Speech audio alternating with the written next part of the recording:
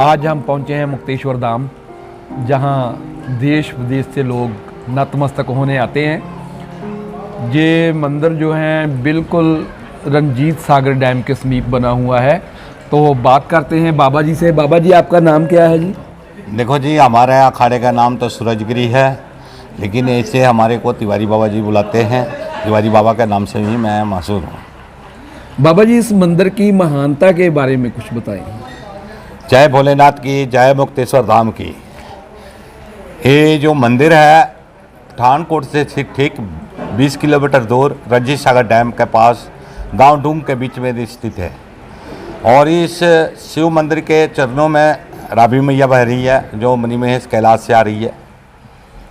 ये पांडवों ने 5,500 वर्ष पुराना ये मंदिर बनाया है। यहाँ पर 5 भाइयों की 5 गुफाएं थी, जिसमें 2 गुफाएं दब चुकी है मलबे के नीचे, 3 गुफाएं हमारे पास खुली हुई है।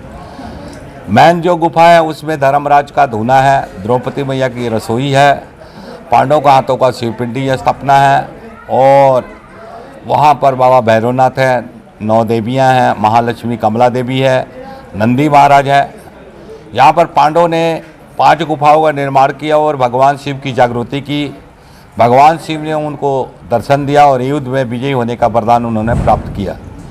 सबसे बड़ी बात है कि पांडवों ने यहाँ पर भगवान शिव से युद्ध में विजयी होने का वरदान प्राप्त किया। यहाँ पर उन्होंने 5 गुफाओं का निर्माण किया। यहाँ पर पांडवों के वरदान है कि जो 3 अमावस का नहान करेगा उसे 1 हरिद्वार का नहान प्राप्त होगा। यहाँ लोग अस्थियाँ भी प्रवाहित करते हैं, पिंडदान भी करते हैं, पितरदान भी करते हैं। यहाँ पर हर एक चीज़ों की पूजा कराई जाती है, जैसे गौ हत्या का ज्ञात्री जाप कराया जाता है, कालश्रव योग का जाप कराया जाता है, पूजा कराया जाता है। आपको गठमूल की पूजा कराया जाता है, मंगल दोष का पूजा कराया जाता है, शनि का दोष का पूजा कराया जाता है। जैसे जिसका भी निवारण कराना हो उसका निवारण कराया जाता है। जिस तरह उनकी निवारण कराना हो उसकी निवारण कराते हैं हम लोग। यहाँ पर जो हमारी कमेटी है वो रजिस्टर है, और यहाँ पर सवेरे 9:30 बजे भंडारा शुरू हो जाता है और रात के 11 बजे तक चलता है। यहाँ से दूर दूर से लोग आते हैं। अभी तो न्यूजीलैंड, ऑस्ट्रेलिया, अमेरिका सभी जगह के लोग आने लगे हैं। और पांडवों का हाथों का नेचुरल चीज़ें बनाई हुई सब कुछ है इस मंदिर में। इसमें कोई गांव वाला या कोई बाबा किसी ने इसमें कुछ नहीं, किसी का योगदान है। इसमें जो भी योगदान है पांडवों का योगदान है। पांडवों ने अपने हाथों से ये मंदिर तैयार किया है। सबसे बड़ी खासियत है कि यहाँ भगवान शिव को माथा टेकते हैं और भगवान शिव से आशीर्वाद लेते हैं। जो भी सुखन करते हैं वो पूरी होती है। लोग दूर दूर से यहाँ पर भगवान शिव के दर्शन करने आते हैं। बाबा जी, आप यहाँ कितने सालों से रह रहे हैं? महाराज जी, मेरे को कोई 26 से 27 वर्ष हो गया, और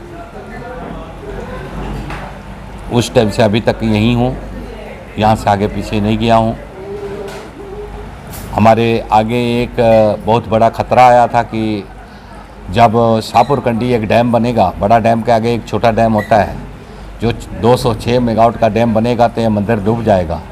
लेकिन हम इस मंदिर के लिए, हमारी कमेटी, हमारे जितने भी शिव भक्त हैं, सब लोगों ने मिलकर लड़े, और इस मंदिर को बचाने के लिए मोदी साहब ने 10 करोड़ रुपया पास किया। आज से 2 साल पहले काम शुरू हो चुका है और ज़ोर शोर से काम चल रहा है। आने वाले समय में इस मंदिर का जो नक्शा होगा वो अलग ही होगा, और ऐसा हो जाएगा कि यहाँ पर दिन रात दुनिया चलेगी। ये कितनी सीढ़ियाँ हैं बाबा जी नीचे आने के लिए? ये जो सीढ़ी है ये 258 है। जो पहले पुरानी सीढ़ी थी, जो पांडवों के टाइम की थी, वो थी 162 पौड़ियाँ थी, और 4-4 फुट की पौड़ियाँ थी, और सिंगल पौड़ी थी, और वो टूटी बजी थी।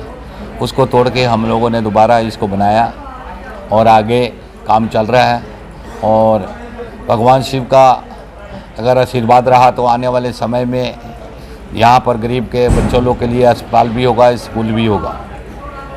बाबा जी, जैसे साल में कोई एक दिन जहाँ भंडारा होता हो, या महीने में एक दिन, हाँ जी, कौन सा दिन है? हाँ जी, देखिए, जो बड़ा भंडारा होता है वो जैसे शिवरात्रि को होता है।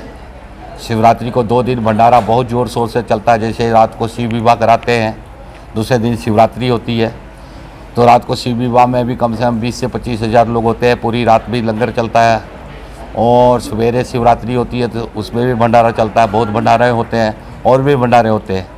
हर एक चीज़ का उसमें सिस्टम होता है। जैसे ब्रेड खाना है, जलेबी खाना है, नमकीन चावल खाना है, मीठा चावल खाना है, जैसे पालक पकौड़ा खाना है, आलू का पकौड़ा खाना है। हर एक आइटम होता है उसमें। चाय भी होता है, दाल चावल भी होता है, पूरी सब्जी भी होता है। और उसके 1 महीने बाद 3 दिन का मेला आता है। चैत्र चौथिया, मत्स्या और नवरात्रि, ये 3 दिन का मेला आता है। 3 दिन लगातार चलता है। इसमें भी सभी भंडारे में सब कुछ बनता है। पूरी सब्जी, मीठा चावल, नमकीन चावल, चाय, मट्ठी, सब कुछ होता है। केले का जूस भी होता है, जलेबियाँ भी होती है, हर एक आइटम होता है। और भी लोग भंडारे यहाँ लगाते हैं दूर दूर से आके लोग। 3 दिन के जो मेले होते हैं उसमें। और उसके कुछ दिन बाद जो बैसाखी आती है, बैसाखी के 2 दिन का मेला होता है, 12 और 13। संत महात्मा बाहर से कितने को आ जाते हैं? संत महात्मा जब आते हैं तो ठीक ठाक आ जाते हैं। ऐसे तो मतलब समझ लीजिए कि महीने में तो कम से कम 30-35 महात्मा संत आके तो यहाँ से जाते हैं दर्शन करके, और बहुत खुश होके जाते हैं। उनको हम आदर भाव से बैठाते हैं। उनको चाय पानी जो भी हमारे से सुविधा होता है हम करते हैं। हम नहीं बोलते कि हम बहुत सेवा करते हैं, लेकिन जितना हमारे से हो सकता है उनकी हम सेवा करके भेजते हैं। जी बाबा जी, जैसे बोल रहे थे, हम जब आए तो बोल रहे थे कि ये पंजाब सरकार के अंडर हो जाएगा, सरकार के अंडर हो जाएगा। वो ऐसी कौन सी बात है कोई? देखिए जी, ये सरकारी धन है। ये पहले ये डैम के बंदे ही बैठते थे यहाँ पर। ऐसे तो कोई बात नहीं है। अगर सरकार अगर इस मंदिर को लेती है तो उसको गुरुद्वारे भी सारे लेने पड़ेंगे, आपको मालूम होगा। तो इतनी जल्दी बात तो नहीं है। हो सकता है डैम अपने अंदर कर ले, लेकिन अभी तक ऐसा कुछ भी नहीं है। इन लोग अफवाह फैलाते हैं। अभी तक ये मंदिर हमारे कमेटी के अंदर है और हमारी कमेटी सभी ठीक ठाक काम कर रही है। कोई भी काम में कमी नहीं है। किसी को सेवा में, किसी को मतलब कि आने जाने का कोई भी चीज़ की कोई ऐसा ये नहीं है। यहाँ कोई ऐसा हेरा फेरी वाला भी काम नहीं है। यहाँ ऐसा कोई नहीं है कि कोई पूजा कराने आ गया तो हम बोलेंगे 5,000 दो या 10,000 दो, ऐसा कुछ भी नहीं है।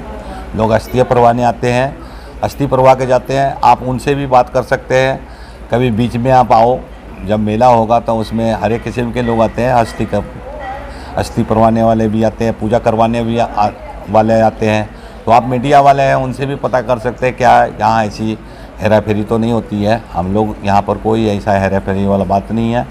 यहाँ पर जो भी है कमेटी हैंडल करती है और कमेटी बोलती है जिस तरह उसी तरह चला जाता है। जय बाबा जी, जैसे पंजाब के अलग अलग जिलों में से जहाँ कोई महीने बाद आकर लंगर भी कमेटी लगाती है। देखो जी, यहाँ पर हर एक अमावस्या को तो बहुत बड़ा, जैसे कि अभी अमावस्या आ रही है, अमावस्या आएगी तो लोग अपने पितरों का दान करते हैं। कोई अमावस्या में भी लगाता है, कोई आपको पितरपक्ष आता है उसमें भी लगाता है, कोई रविवार को भी लगाता है। ऐसा कोई बात नहीं है। महीने में 1-2 लंगर तो बाहर के लोगों का आ ही जाता है। 1 भी आ जाता है, कभी 2 भी आ जाता है, कभी 5 भी आता है, कभी 2-2 महीना नहीं आता है। ऐसी बात नहीं है। यहाँ जो भी आता है, जिसका भी लंगर लगता है, हम लोग उनका सहयोग करते हैं। ये निर्माण कितनी देर तक हो जाएगा? ये निर्माण देखिए जी, अभी 1 साल हमारा भंडारा जो है ऊपरी चलेगा। यहाँ पर लोग दर्शन करने आएंगे, दर्शन हम कराएंगे, दर्शन नहीं रोकेंगे। लेकिन जो नहाने धोने का प्रॉब्लम है उसके लिए हम बोर करा रहे हैं। आपने देखा कि बोर हो रहा है।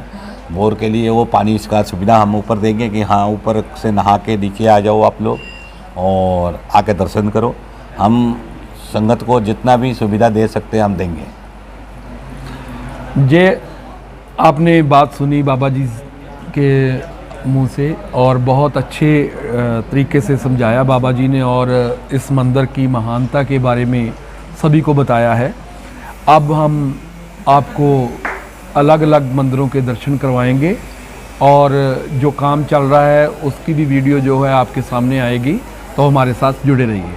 जय भोलेनाथ की, जय मुक्तेश्वर धाम की। बोल हर हर महादेव, हर हर महादेव, हर हर महादेव। ओम नमो नारायण, ओम नमो नारायण।